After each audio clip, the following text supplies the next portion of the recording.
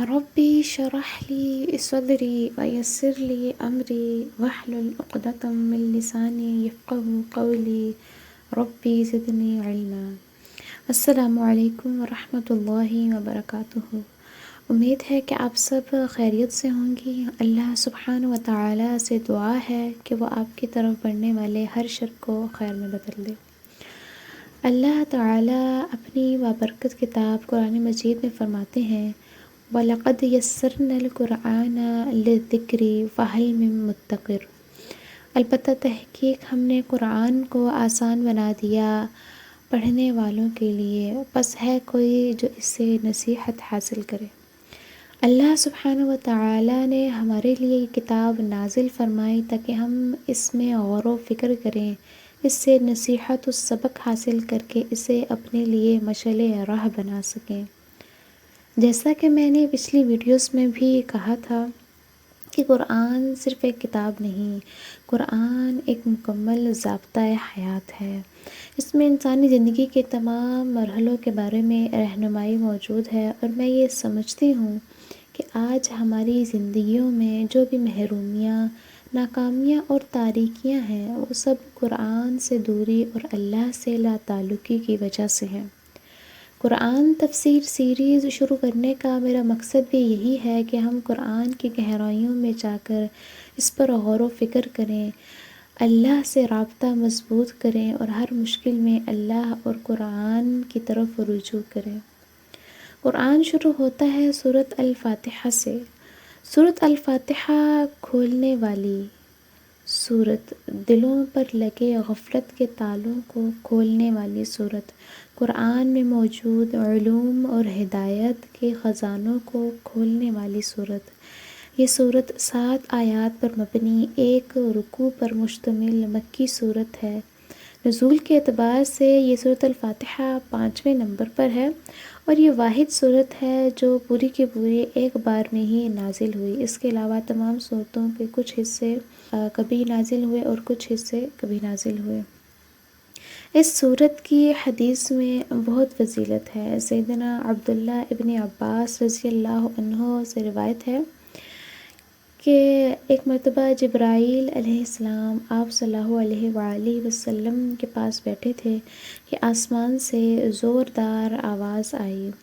جبرائیل علیہ السلام نے سر آسمان کی طرف اٹھایا اور پھر آپ صلی اللہ علیہ وآلہ وسلم کی طرف دیکھا اور کہا کہ یہ آسمان کا وہ دروازہ ہے جو آج تک نہیں کھلا، اور یہ وہ فرشتہ ہے جو آج سے پہلے زمین پر نہیں اترا۔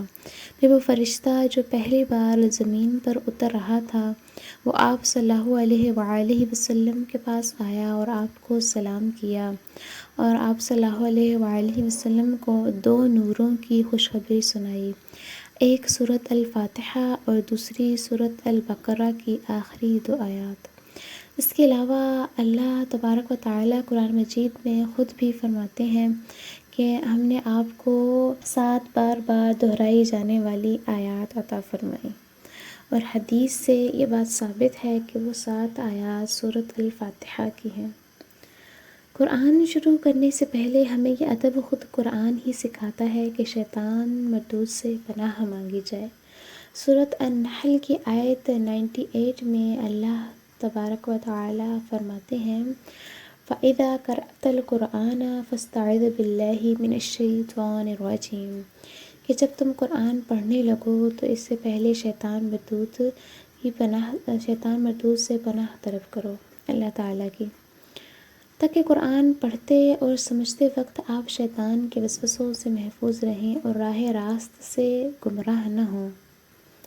اور اس کے بعد بسم اللہ الرحمن الرحیم، جو کام بھی اللہ کے بابرکت نام سے شروع کیا جائے اس کی خیر و برکات میں اضافہ ہو جاتا ہے اور انسان اللہ تعالیٰ کے مزید قریب ہو جاتا ہے۔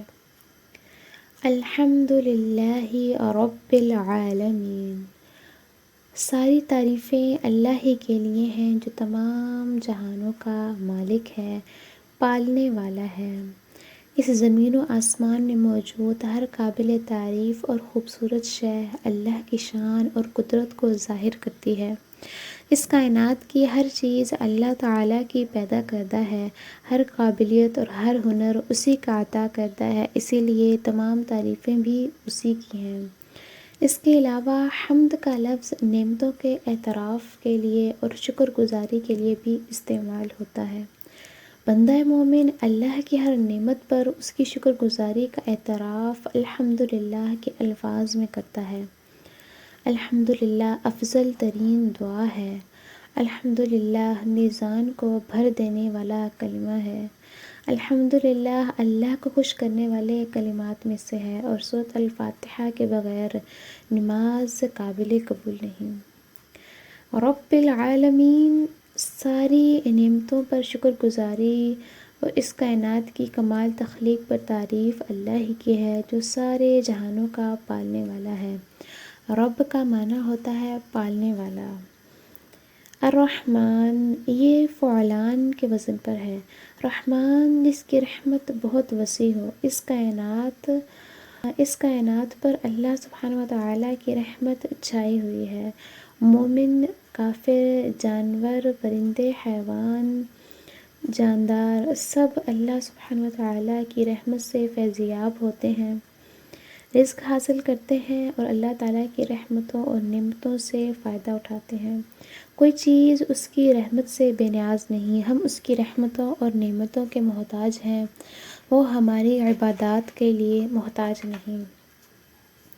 الرحیم، بہت مہربان، ہماری مسلسل نافرمانیوں اور گناہوں اور کوتاہیوں پر بھی وہ ہمیں فوراً عذاب نہیں دیتا، ہماری پکڑ نہیں کرتا، ہمیں مہلت دیتا جا رہا ہے، شاید کہ ہم پلٹ آئیں، شاید کہ ہمارے دلوں پر لگے تالے کھل جائیں، شاید کہ ہمارے دلوں پر ڈلے ہوئے اور ہماری آنکھوں پر ڈلے ہوئے پردے اٹھ جائیں اور ہم اللہ سبحانہ وتعالیٰ کی کائنات میں اس کی نشانیوں کو دیکھ کر اس کے شکر گزار بندے بن جائیں، اس کے ساتھ کسی کو شریک نہ ٹھہرائیں۔ اس کی رحمت ہے جو اس کے غضب پر حاوی ہے کہ ہم اب تک اس زمین پر ہیں، ورنہ اگر حدیث میں آتا ہے کہ اگر لوگوں کے گناہوں کی وجہ سے ان کی اللہ تعالیٰ شروع کر دیتے تو اس زمین پر کوئی انسان تو انسان، جانور بھی نہ رہتا۔ تو یہ سورۃ الفاتحہ کی پہلی 3 آیات کی مختصر کی تفسیر تھی جو آج ہم نے سیکھا اور پڑھا۔ اللہ سبحانہ وتعالیٰ ان پر عمل کرنے کی توفیق عطا فرمائے۔ یاد رکھیے گا، علم وہی نفع مند ہے جو آپ کے عمل میں آ جائے۔ انشاءاللہ ہم تھوڑا پڑھیں گے مگر مؤثر پڑھیں گے۔ کب آپ نے بھی کوشش کرنی ہے کہ جو آپ سیکھیں اس پر عمل کرنے کی کوشش کریں۔ اس کے علاوہ جو آج ہم نے تفسیر کی ہے اس کے جتنے بھی کوئز اور سوالات ہوں گے وہ سارے انسٹاگرام سٹوری میں شیئر کر دیے جائیں گے۔ آپ ڈسکرپشن باکس میں موجود انسٹاگرام کا لنک ہے اسے فالو کریں اور اس سے سٹوریز پر جو ڈیلی کے ڈیلی لیسن کے بارے میں سوالات اور کوئز وغیرہ شائع کیے جائیں گے ان کا جواب دیں، اور اگر آپ اپنے جوابات کو ڈیم کر سکتے ہیں۔ اس کے علاوہ اس لیکچر کے متعلق آپ کے جو بھی سوالات ہوں آپ انہیں کمنٹ باکس میں پوچھیں، انشاءاللہ میں کوشش کروں گی کہ آپ کو جواب دوں۔ وآخر الدعوانا ان الحمد للہ رب العالمین۔ السلام علیکم ورحمۃ اللہ وبرکاتہ۔